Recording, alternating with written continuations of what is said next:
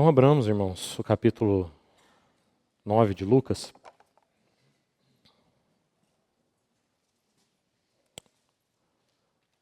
No texto sequente ao que foi compartilhado na última quarta-feira, a primeira multiplicação de pães. Logo que o Senhor então faz esse milagre em que ele conta com a cooperação dos seus discípulos, que ele parte o pão ali naquela ocasião, o assunto que Lucas coloca imediatamente em sequência, não é assim com Mateus, por exemplo, mas nós veremos isso já já, é a confissão de Pedro, que aliás o Evangelho de Mateus, que nós consideraremos, traz com mais detalhes que o Evangelho de Lucas. E a mim interessa particularmente um detalhe que nós veremos lá em Mateus, mas algo que Lucas traz também, juntamente com Mateus, eu gostaria de destacar e começar então por aí. Então leiamos aí os versículos 18 a 22, Lucas 9, 18 a 22. Estando ele orando à parte, achavam-se presentes os discípulos, a quem perguntou: Quem dizem as multidões que sou eu? Responderam eles: João Batista, mas outros Elias, e ainda outros dizem que ressurgiu um dos antigos profetas. Mas vós, perguntou ele, quem dizeis que eu sou? Então falou Pedro e disse: És o Cristo de Deus. Ele, porém, advertindo-os, mandou que a ninguém declarassem tal coisa, dizendo: É necessário que o Filho do Homem sofra muitas coisas, seja rejeitado pelos anciãos, pelos principais sacerdotes e pelos escribas, seja morto e no terceiro dia ressuscite. Perceba aí, irmão, que no próprio subtítulo em negrito, que está na sua Bíblia, depende da versão que você está lendo, mas provavelmente está escrito aí, a confissão de Pedro, ponto, e Jesus prediz a própria morte. Interessante que se nós não tivéssemos lido esses 4 versículos e simplesmente lido esse subtítulo aí, a confissão de Pedro e Jesus prediz a própria morte. São assuntos que à primeira vista não estariam sequer relacionados, né? O que é que tem a ver a confissão de Pedro com a predição de Jesus sobre a sua própria morte? Por que é que esses assuntos estão conectados? Porque é o próprio Senhor quem os conecta, né? Nos versículos que nós lemos. Pedro faz essa confissão e Jesus adverte: não digam isso para ninguém, porque é necessário que o Filho do Homem sofra muitas coisas, seja morto e ressuscite ao terceiro dia. Talvez João, o Evangelho de João, é quem traga a maior explicação. Por que Jesus conecta esses dois assuntos? Nas palavras do próprio Jesus no Evangelho de João, ele vai dizer assim: se o grão de trigo caindo em terra não morrer, fica ele só. João traz esse assunto já no final do ministério do nosso Senhor Jesus. Ele já está entrando em Jerusalém, já pela última vez, prestes a ser crucificado. Os gregos desejam vê-lo, ele está já muito conhecido fora dos próprios limites da nação de Israel. Gregos desejam vê-lo. E aí o que o Senhor tem a dizer para esses gregos que querem saber o que ele está pregando, o que ele está ensinando, é isso. Se o grão de trigo caindo em terra não morrer, fica ele só. Essa confissão sobre quem é Jesus, o Cristo de Deus, está inteiramente conectada à sua missão. Jesus não é um grande profeta, o maior deles, somente. Um grande mestre, o maior deles, somente. Alguém que realizou muitos milagres, alguém que foi uma pessoa muito boa, o melhor de todos, somente. Tudo isso é verdade a respeito do nosso Senhor. Mas Ele é o Cristo de Deus. Cristo, o ungido. Ungido significa que Ele foi designado para uma missão. Todos aqueles que eram ungidos no Antigo Testamento eram ungidos para exercer um ofício. Os sacerdotes eram ungidos, os profetas eram ungidos, os reis eram ungidos. A unção era como que um derramar do Senhor para capacitar, para prover a tudo aquilo que fosse necessário para o exercício de uma função. Então, quando os discípulos aqui, representados por Pedro, é da boca de Pedro que sai essa confissão, dizem assim, pelos lábios de Pedro: Tu és o Cristo, Tu és o ungido de Deus. Então, isso implica necessariamente que esse ungido, que esse Cristo tinha uma missão. E o Senhor imediatamente vai dizer qual era a sua missão. Ele já vinha vindo há muito tempo ensinando, curando, pregando. Tantas coisas ele fez, tantos demônios ele expulsou, curas, ressurreição, tudo isso já tinha acontecido até esse ponto aqui. Mas quando dos lábios de Pedro sai a confissão, tu és o Cristo, tu és o ungido, tu és aquele que foi habilitado pelo céu, pelo Pai, para uma missão, qual é o assunto que o próprio Senhor Jesus imediatamente conecta? Ele diz, sim, eu sou o Cristo. Eu sou aquele que foi ungido. Eu recebi do Pai uma missão. Ir para Jerusalém, sofrer muitas coisas dos anciãos, morrer e ao terceiro dia ressuscitar. Essa que é a minha missão. Esse é o cerne, esse é o centro de tudo que eu vim fazer aqui. Se o grão de trigo cai em terra e não morre, tudo aquilo que eu fiz em termos de ensino, tudo aquilo que eu fiz em termos de milagres, tudo isso vai por água abaixo. Todos aqueles que o Senhor curou morreriam e morreriam eternamente. Aqueles que o Senhor ressuscitou, e nós já passamos aí no Evangelho de Lucas pelo filho da viúva de Naim, pela filha de Jairo, mais adiante teremos Lázaro, esses que o Senhor ressuscitou morreriam novamente, de fato morreram novamente, e mais do que isso, morreriam eternamente. Nem os maiores milagres de Jesus teriam resolvido muita coisa para esses próprios que foram ressuscitados por ele.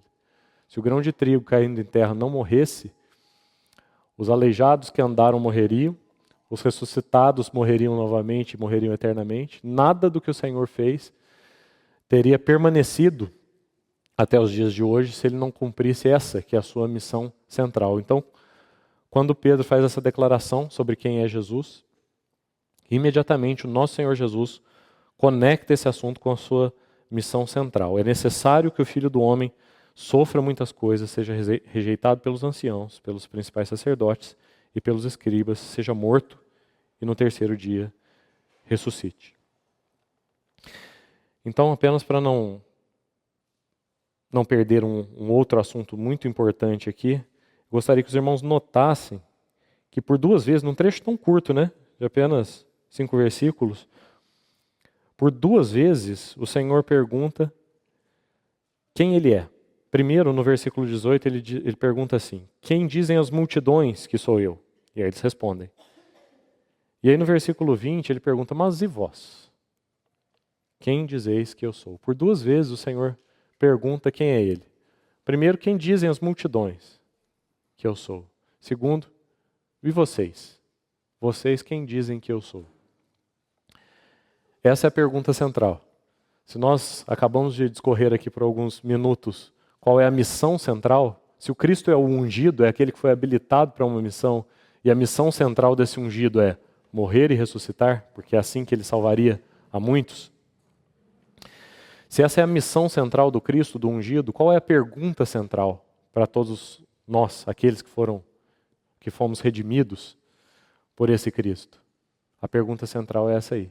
Quem dizeis que eu sou? Essa é uma pergunta, irmãos, que não admite neutralidade. Não tem uma meia resposta para essa pergunta. Você já parou para pensar nisso? Ou o Senhor é quem ele diz que é, ou ele é o maior louco que já pisou essa terra, né, porque ele disse sem sombra de dúvidas que ele era o próprio Deus, né, o Cristo, o Messias. Aliás, é exatamente isso que está acontecendo nesse trecho. Então, ou ele era um completo maluco, um desvairado, ou ele era quem ele dizia que ele era. E, portanto, essa pergunta não admite meia resposta, nem uma resposta neutra, nem uma resposta parcial. Quando o Senhor pergunta para nós quem nós achamos, quem nós dizemos que ele é, essa pergunta define o nosso destino eterno. Porque se nós achamos que o Senhor é algo do que nós acabamos de dizer aqui, né? Um grande mestre, um grande profeta, alguém que andou por toda parte fazendo o bem, curando muitos enfermos, fazendo muitos milagres, isso é uma declaração muito pequena a respeito de quem é o Senhor. Ou para nós ele é quem ele diz que é, o próprio Deus encarnado, o Filho de Deus, que pisou essa terra como homem, morreu e ressuscitou e ascendeu aos céus, ou ele é isso para nós, ou qualquer coisa menos que isso, sela o nosso destino eterno. Ou Jesus é quem ele diz que é, ou nós estamos eternamente perdidos. Porque somente se este Jesus é Deus como ele disse que é Deus, nós temos um representante diante daquele que ofendemos. Se o nosso Senhor Jesus não é Deus de Deus, Deus com Deus, verdadeiro Deus do verdadeiro Deus, então a nossa dívida que era com Deus, tantas vezes nós entendemos mal esse assunto, né? Nós achamos que o nosso pecado é uma dívida com o diabo. Nós não temos uma dívida com o diabo, nós nunca tivemos uma dívida com o diabo. O nosso pecado é uma dívida com Deus. É uma dívida com Deus e é uma dívida do tamanho de Deus. O único que poderia perdoar essa dívida é aquele que foi ofendido. Eu não posso perdoar a Aline por ter ofendido o Mateus. Eu posso perdoar a Aline por ter me ofendido. Se Jesus não é Deus verdadeiro de Deus verdadeiro, ele não poderia, pela sua morte e ressurreição, perdoar a dívida que nós temos com Deus, contra Deus, porque pecamos contra ele. Então, ou Jesus é quem ele diz que é, ou ele não podia perdoar pecados. Não é assim que ele diz para o paralítico, né? E pergunta para os que estão ao redor, o que é mais fácil dizer? Perdoados estão os teus pecados ou levanta-te e anda? Mas, para que vocês saibam que o Filho do Homem tem autoridade para perdoar pecados, então eu te digo, levanta e anda. Você percebe o que Jesus está dizendo aí? Eu tenho autoridade para perdoar pecados. Se eu tenho autoridade para perdoar pecados, é porque eu sou quem foi ofendido. Eu sou o Deus que foi ofendido. É por isso que eu tenho autoridade de perdoar pecados. Porque eu é que fui ofendido. Eu sou o Deus que foi vilipendiado pelo pecado de vocês. Então, porque eu sou o Filho do Homem, e aí você sabe que esse título vem lá de Daniel, se referindo ao Messias. Se eu sou o Filho do Homem, é porque eu sou esse que é Deus. Eu sou quem fui ofendido. E é por isso que eu tenho autoridade para perdoar pecados. Né? Então, essa pergunta sobre quem é Jesus é central por causa disso. Se ele não é Deus de Deus, então nós não poderíamos receber o perdão, porque nós não estaríamos tratando com quem foi ofendido. Por outro lado, se Jesus não é o verdadeiro homem que ele diz que é, e é esse título que ele mais gosta de usar para ele nos evangelhos, né? O Filho do Homem. Se ele não é o homem que ele diz que é, então nós não estamos adequadamente representados. Porque somente um homem pode pagar pelas dívidas dos homens. Assim como somente Deus, que foi ofendido pelos pecados dos homens, é que pode perdoar a dívida que foi feita com Deus. Mas somente um homem pode representar os homens. Então, essa é a pergunta central. Jesus é quem ele diz que é. Verdadeiro homem, filho do homem. Verdadeiro Deus, filho de Deus. O Deus homem que andou nessa terra entre nós. Quem dizeis que eu sou? Se nós não temos essa resposta muito clara para nós precisamos rever o que o Senhor tem dito. Quem dizeis que eu sou? Deus de Deus, homem, filho do homem. Plenamente Deus e plenamente homem. O Cristo, o ungido de Deus. Essa é a resposta central para a pergunta central. Quem dizeis que eu sou? Mas vamos olhar então, irmãos, com mais detalhes, o texto paralelo a esse texto de Lucas 9, que é o texto de Mateus 16.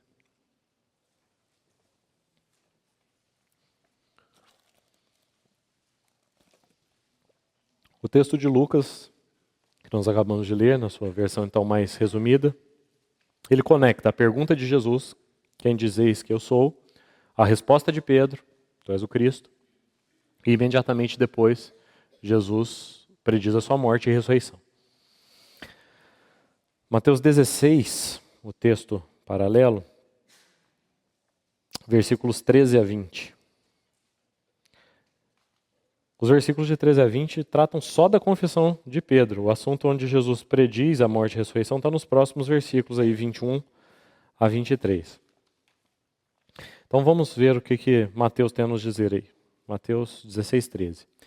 Indo Jesus para os lados de Cesareia de Filipe, perguntou a seus discípulos: quem diz o povo ser o Filho do Homem? E eles responderam: uns dizem João Batista, outros Elias, e outros Jeremias ou algum dos profetas. Mas vós, continuou ele, quem dizeis que eu sou? Respondendo Simão Pedro disse: tu és o Cristo, o Filho do Deus vivo.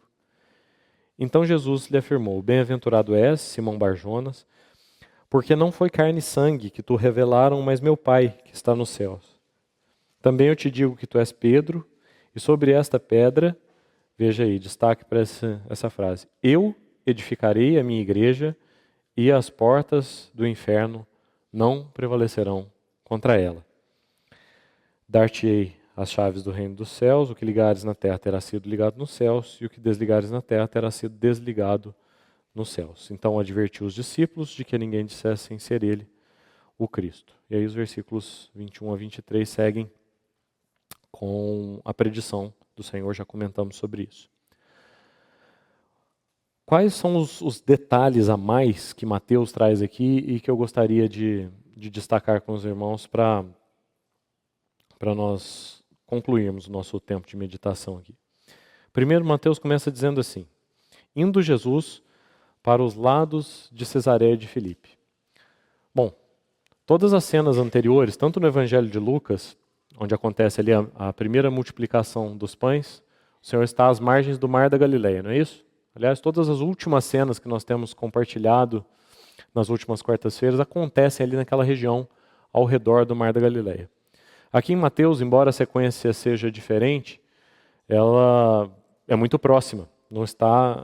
O Senhor não está em nenhum outro lugar que não seja também esse mesmo Mar da Galileia. Se você olhar os capítulos anteriores, no capítulo 14, está a primeira multiplicação de pães, Jesus anda por sobre o mar. Qual mar? O Mar da Galileia. No capítulo 15, você tem aí no versículo 29, Jesus voltando para o Mar da Galileia. Então, você percebe que aí o contexto não é diferente. O contexto é o mesmo, Jesus está ali naquela região da Galileia, do Mar da Galileia, mas agora o versículo 13 diz que ali dessa região do Mar da Galileia, Jesus está indo para os lados, para as bandas de Cesareia de Filipe. O que Jesus está fazendo aqui geograficamente é que ele está caminhando em direção às nascentes do Rio Jordão. O Mar da Galileia, o lago de Genezaré, é um lago de água doce, apesar do nome mar, né? Mar da Galileia é de água doce, é um lago de água doce, formado pelas águas do Rio Jordão. O Rio Jordão nasce lá nas bandas de Cesareia de Filipe, na região do Monte Hermon, desce esse monte e ali na planície ele vai formar esse lago, então chamado Lago de Genezaré. O que o Senhor está fazendo, então, ao sair do Lago de Genezaré, do Mar da Galileia, e se dirigir para Cesareia de Filipe, é subir o Rio Jordão, caminhar em direção à nascente. Isso, para mim, irmãos, ao meu coração, isso é uma linda ilustração, é uma ilustração geográfica do que o Senhor está fazendo com a pergunta dele: quem dizeis que eu sou? Que acontece lá em Lucas e acontece aqui também em Mateus. Nós dissemos para os irmãos que essa é a pergunta central, né?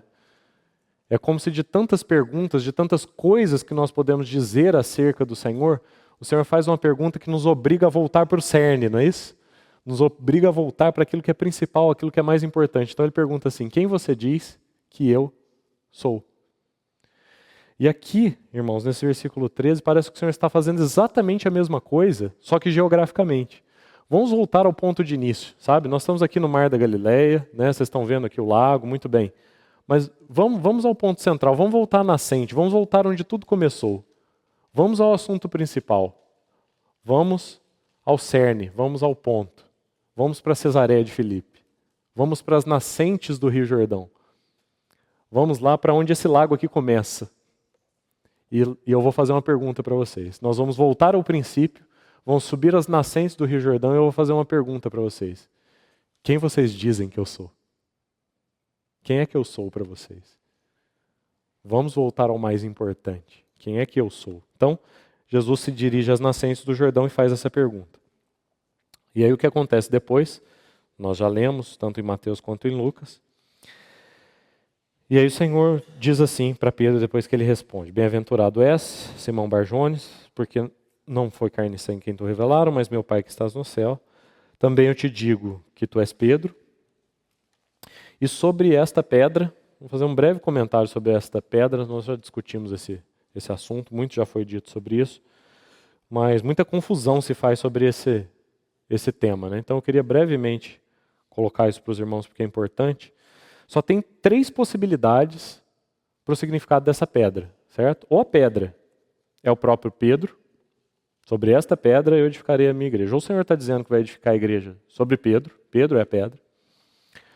Outra possibilidade, a confissão de Pedro é que é a pedra, isso que ele diz, tu és o Cristo.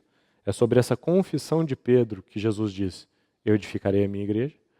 Ou a terceira possibilidade é que Jesus mesmo é que é a pedra. Então ele diz, Pedro, você é uma pedra. E sobre esta pedra, esta rocha, que sou eu edificarei a minha igreja.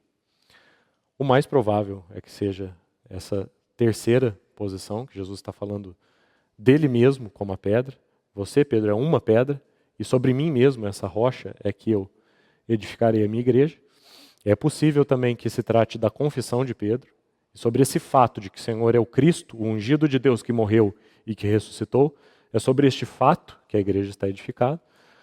E o menos provável, embora pela construção do texto até fosse possível, é que Pedro fosse a pedra, já que o próprio Senhor diz também que a igreja é edificada sobre o fundamento dos apóstolos e do profeta.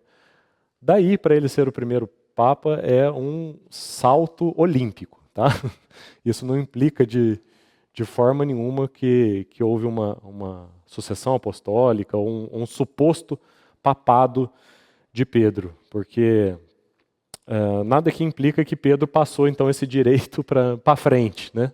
Uma sucessão de apóstolos depois de Pedro. E essa é a possibilidade menos provável das 3 de que o Senhor estivesse, por acaso, falando de Pedro. Embora isso seja possível, já que a igreja está sim edificada sobre o fundamento dos apóstolos e dos profetas, certo? Mas o mais provável aqui é que o Senhor esteja falando, na verdade, dele mesmo. Né? Pedro é uma pedra, mas é sobre mim, sobre essa rocha dos séculos que eu edificarei a minha igreja. Mas isso é somente um detalhe. O que interessa é a outra metade da frase, né? Porque tanta bagunça a igreja de Deus ao longo de 20 séculos fez sobre esse assunto, sobre quem é a pedra, né? A pedra é Pedro, a pedra é Jesus ou a pedra é a declaração de Pedro? Tanto tempo se perdeu com essa possibilidade, quando na verdade a parte mais importante é a segunda parte da frase. Sobre esta pedra, eu edificarei a minha igreja. Essa é a parte mais importante da frase. Se o Senhor estava falando dele mesmo ou da declaração de Pedro, isso tem lá a sua importância. Mas mais importante que isso é, eu edificarei a minha igreja. O Senhor tem sido fiel a essa promessa nos últimos 20 séculos. O Senhor tem sido fiel a essa promessa. Ele tem edificado a sua igreja. E de que maneira? De que maneira o Senhor tem edificado a sua igreja? De novo, nós precisamos chamar a atenção para o mesmo fato de que essa confissão de Pedro, tu és o Cristo, está ligada imediatamente ao fato de Jesus dizer que iria morrer e ressuscitar. Por quê? Essa foi a maneira pela qual ele fundou a igreja. Foi assim que a igreja nasceu. Se o grão de trigo cai em terra e não morre, a igreja não nasce. A igreja nasceu, em primeiro lugar, a igreja surgiu porque o Senhor cumpriu a sua missão de Cristo. A sua unção, esse ungido de Deus, que foi ungido para uma missão, essa missão foi levada até o fim. Então a igreja só existe, a igreja só nasceu porque o ungido, aquele que foi separado para uma missão, cumpriu a sua missão. Ele veio, caiu em terra, morreu e ressuscitou, e por isso produziu muito fruto e por isso nós estamos aqui. Então, em primeiro lugar, a igreja só nasceu porque ele é o Cristo, porque ele é o ungido e levou até o fim a sua missão de Cristo. Morreu e ressuscitou, e é só por isso que a igreja nasceu. Mas tem um outro aspecto, e é aí que eu gostaria de considerar um pouco com os irmãos, e nós então encerrarmos o nosso tempo de hoje. A igreja nasceu porque o Cristo cumpriu a sua missão de Cristo. Morreu e ressuscitou.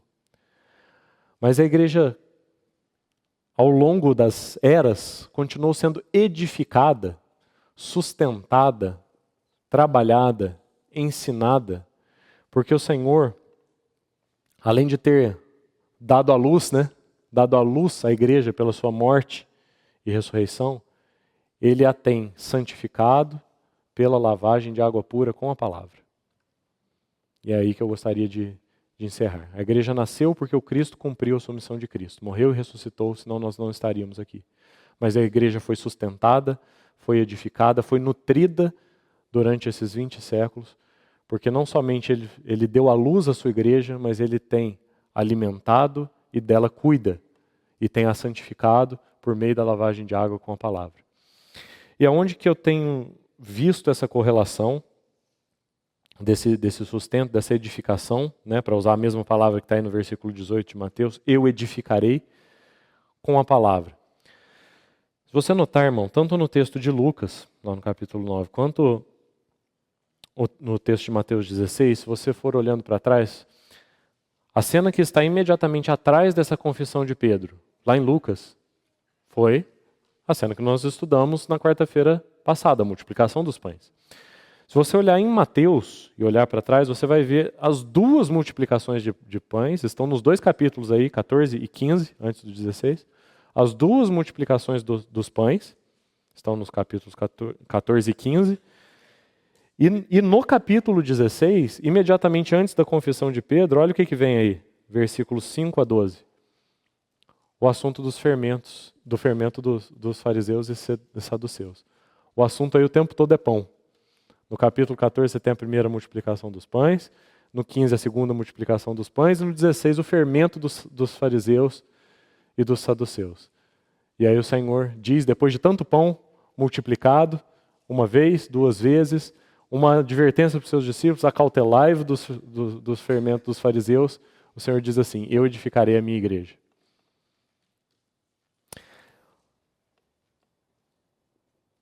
Olha o versículo 9 aí. Quando o Senhor fala do fermento dos fariseus e saduceus, aí eles pensam assim, diz o versículo 7, é porque nós não trouxemos pão.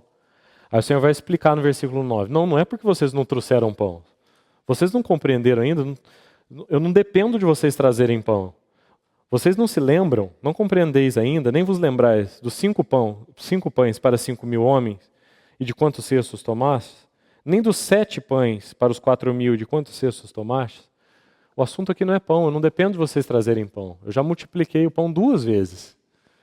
O assunto aqui do fermento dos fariseus e saduceus, o assunto aqui é a minha palavra. A minha igreja não será edificada com essa doutrina maluca dos fariseus e dos saduceus, com esse fermento que eles estão ensinando para vocês. A minha igreja será edificada com outra coisa. Aquilo que eu mesmo providenciei. E eu já providenciei 2 vezes. Uma vez com 5 pães, outra vez com 7 pães. Mas nas minhas mãos isso se multiplicou e atendeu uma multidão.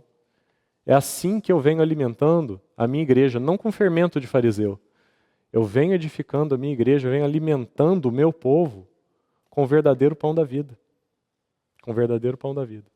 Com a minha palavra, que eu multipliquei. Foi com a minha palavra que esse pão foi multiplicado.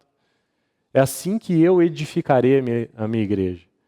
A minha igreja nasceu porque eu morri e ressuscitei.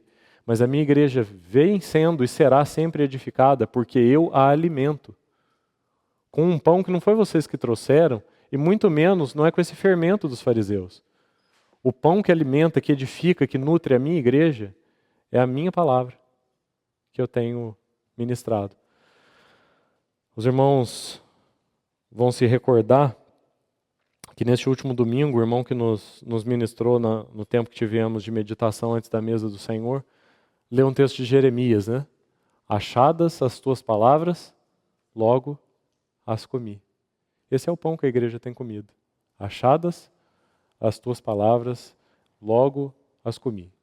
É por causa desse pão, é por causa desse alimento que a igreja que nasceu porque Cristo morreu e ressuscitou, essa igreja vem se alimentando. Ela nasceu e não morreu de fome no meio do caminho. Porque os pães foram sempre multiplicados. 5 pães para 5.000, 7 pães para 4.000. O Senhor tem multiplicado o seu pão, tem sido fiel com a sua palavra. E a noite de hoje é mais uma prova disso, que mesmo quando tudo sai do controle, né, dos homens que acham que têm o controle de alguma coisa, quando tudo sai do controle dos homens que acham que têm o controle de alguma coisa, o Senhor ainda está no controle de tudo e a sua palavra é soberana sobre tudo. Ele tem multiplicado. Ainda que nada tenha sido preparado, nada tenha sido anotado, ainda que nós tenhamos vindo, todos nós, e eu também, com os bolsos vazios de pão, mas há um pão que foi guardado no coração de todos os irmãos aqui, né?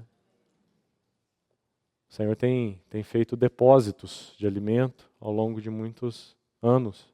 E é assim que Ele tem cuidado da sua igreja, Ele não tem permitido que falte pão. Por menores que sejam aqueles 5 pãezinhos ou aqueles 7 pãezinhos, sempre tem bastado para alimentar a sua igreja. Porque Ele sempre tem multiplicado. E essa é a esperança que vai no meu coração para a noite de hoje. Aquilo que eu pude repartir com os irmãos, talvez não chegue a 5 pães. Talvez não chegue a 5 pães. Mas eu tenho plena certeza, porque eu sei em quem tenho crido, que esses pães que talvez não cheguem a 5 podem ser muito multiplicados. E que o Senhor continue fazendo isso, como Ele fez. Que Ele continue fazendo isso na noite de hoje, nos próximos dias, até, se assim o Senhor permitir, amanhã de domingo, onde nós teremos mais uma oportunidade de ver o pão sendo repartido, e conforme ele é repartido, ele é ainda mais multiplicado. A esperança que vai no meu coração é essa, que esse pão seja multiplicado no coração de cada um dos irmãos até a nossa próxima comunhão, e que ao termos comunhão, o Senhor ainda mais multiplique estes pães. Amém? Então oremos mais uma vez, entregando esses pães na mão daquele que é capaz de multiplicá-los. Senhor Jesus, nós te agradecemos por essa noite, porque o Senhor fielmente tem cuidado da tua igreja. É o Senhor quem tem edificado a tua igreja por meio da tua palavra. É o Senhor quem de pouco é capaz de fazer tudo. Porque o Senhor é aquele que do nada fez o universo. Nós entregamos, Senhor, a tua palavra lida e compartilhada nas tuas próprias mãos. Porque é nosso desejo e nós sabemos que é do teu interesse multiplicá-la. Continua então, Senhor, falando aos nossos corações aquilo que não foi possível de ser ministrado na noite de hoje. Mas o Senhor tem falado. E nós agradecemos o Senhor por isso. Em nome de Jesus.